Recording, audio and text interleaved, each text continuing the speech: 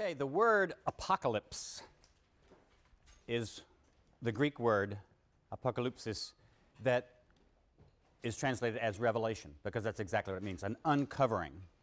So you will often hear the revelation of John also referred to as the apocalypse, because that's also its title. Now, one point, please don't call it the Revelations. I don't know why people think it's Revelations is the name of the book. It's not. It's the Revelation of John. That's the title.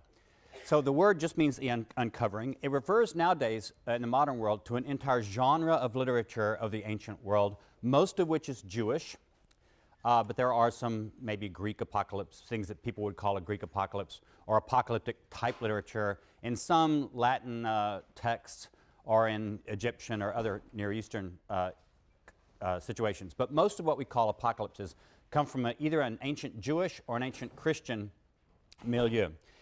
This kind of literature has several characteristics that scholars have pointed out, and I'll go over this very briefly. They tend to be pseudonymous.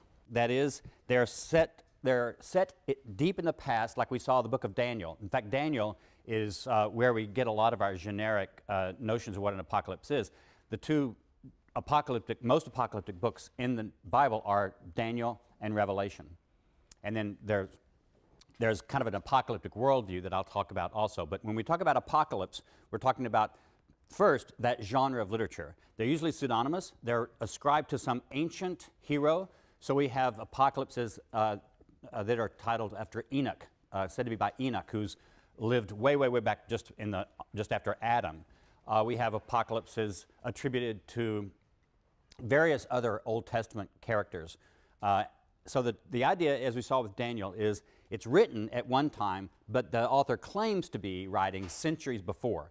And like we saw Daniel the case, they usually tell you what's going to happen in the future. Of course, it's actually in the past for the writer, all up until a certain point, and then the end of the current society or the end of the world as we know it. It's not normally the end of the world entirely. Usually what it is a destruction and then a resettling or recreation of a physical world. It's just called then the kingdom of God or something like that. So they usually have a chronological span of time. They have all kinds of images, angels, demons, sometimes beasts, sometimes monstrous kinds of beasts, as in you've seen also in Revelation and in Daniel. They're usually constructed as some kind of narrative. The author will say something like, I was in a dream and I saw this, and then this angel grabbed me and took me to this part of heaven and took me to the third heaven or the fifth heaven or the 12th heaven, and then I went down to the deep and saw the dead.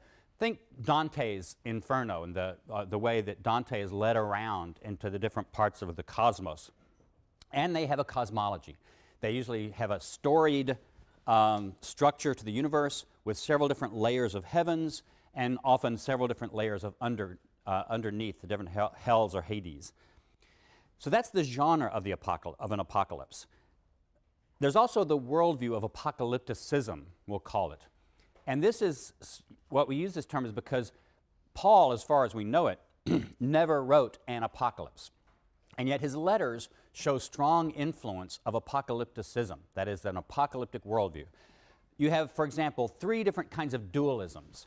You've already seen in the Gospel of John and other texts how there's a dualism between good and evil. There are the good guys and the bad guys. There's God and there's Satan. So there's an ethical kind of dualism. There's also a spatial dualism. There's a dualism of up there and down here. And so you have things that go on the earth are simply shadows of what's going on actually in the heavens. It's like every country, according to Daniel, has its own prince. By that, he means some kind of angelic being. So the prince of Persia refers in Daniel to some huge angelic superhuman being who actually rules Persia. The prince of Judah, the angel of Judah tends to be Michael or some other angel that you've probably heard like Raphael. But each of the nations has its own angel. So you can imagine sort of that Russia has its angel. And so then America has its angel. And if Russia and America were to go to war, this would be actually simply an earthly shadow type reflection of the true reality which would be going on as the angel of Russia was battling the angel of America in heaven. So that's the way the world is, everything that goes on in our cosmos is simply a mirror image of these battles that are going on in the heavens. So that's another dualism of space. And then there's, of course, a dualism of time. We've talked a lot about how for Daniel, remember, there's a dualism of the before time and the after time. So there's the time that Daniel's writing, which is right up to this. And then what will happen is some big cataclysm will happen. And then according to Daniel, the Son of Man will come down, battle against the bad, evil forces, overthrow Antiochus IV Epiphanes, and set up the kingdom of God. You have the same kind of structure of the time before and the time after in the New Testament, except it's squirrely, right? Because according, say, to Paul, this is what's happened. You have the now time, which is still going on, and you have the future time, which has already started impinging on the present. The thing that marks the beginning of the end time has been the cross and the resurrection of Jesus. So Jesus was raised. What do you have when people are raised? The end of the world. The dead are supposed to be raised according to Jewish mythology. And this is something that doesn't happen all the time, and mainly it happens at the end of time. So the early Christians that were Jews expecting an apocalyptic kingdom of God to happen, Jesus probably taught this sort of thing himself as an apocalyptic prophet. But when Jesus was killed, then the whole thing seemed to go awry because the Messiah is not supposed to be killed. Christians, though, followers of Jesus, though, very quickly believed that they had seen him after he died. So they believed they had seen the resurrected Jesus. We're not going to talk about what they actually saw or what happened. From a historical point of view, all we can say is that they believed they saw him raised from the dead, and that meant they thought, oh, the end time must have already started because he was been raised. In other words, remember how Paul talks about Jesus as the first fruits of those who sleep. That just means Jesus is just the first apple on the tree in his resurrection, and all the rest will be raised when the final end comes. But for the early Christians, they believed the end had already, in some sense, started with the resurrection of Jesus. So that's this end. But then they also know the full end hasn't come because we don't see the kingdom of God around us. Those damn Romans are still in charge. The bad, evil American government is still running things in the world. So this must not be the kingdom of God. Maybe the kingdom of Obama, but it's not yet the kingdom of God.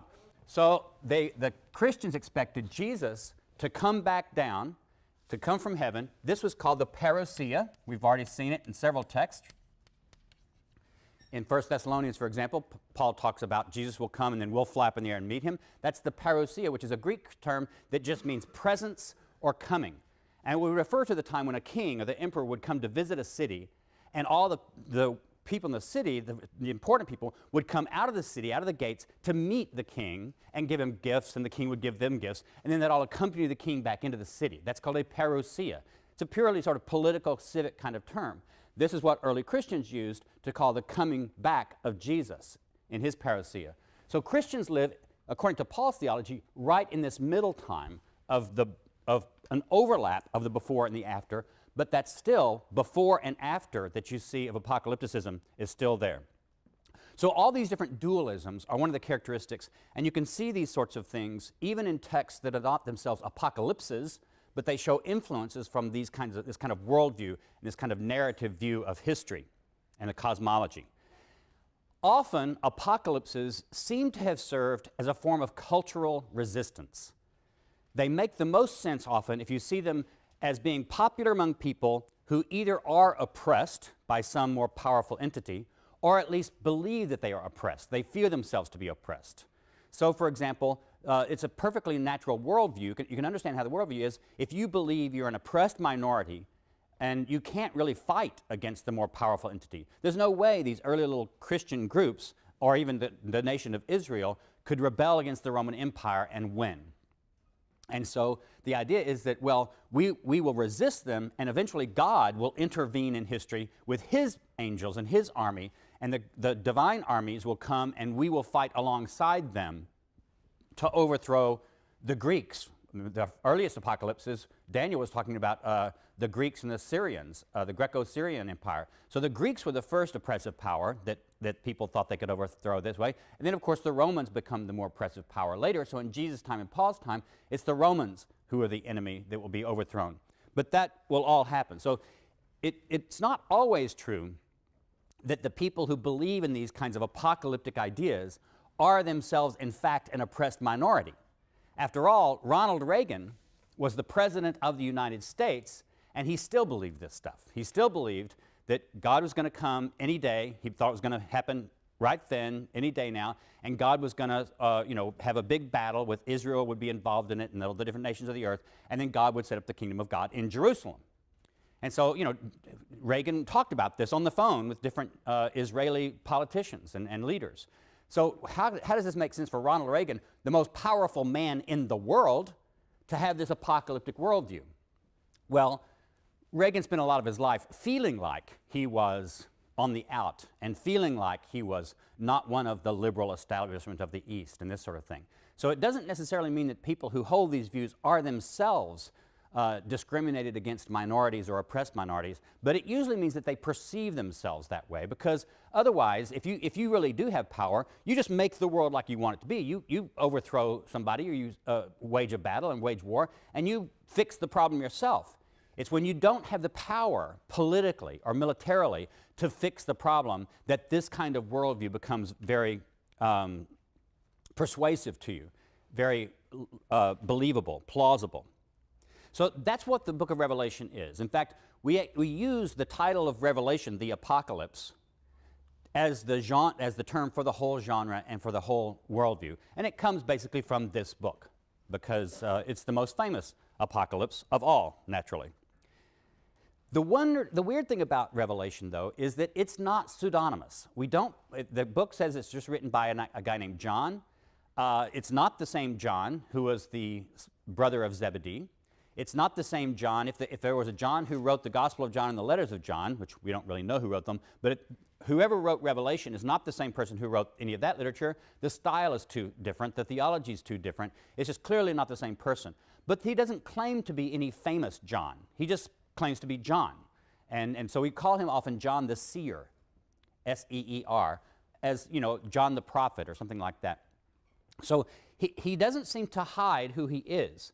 And interestingly enough, he doesn't place the composition of his book centuries in the past. He actually places it in his own time. But this also tells you where he thought he was. He really believed that he was right there and that the end had already begun, in a sense, with Jesus. And so he doesn't feel the need to cast back into the past and prophesy again. He sees himself as a prophetic figure like Daniel, but a prophetic figure not for the future. He doesn't believe there's going to be any more future. He believes Jesus is coming back right now. So he just places himself right at the beginning.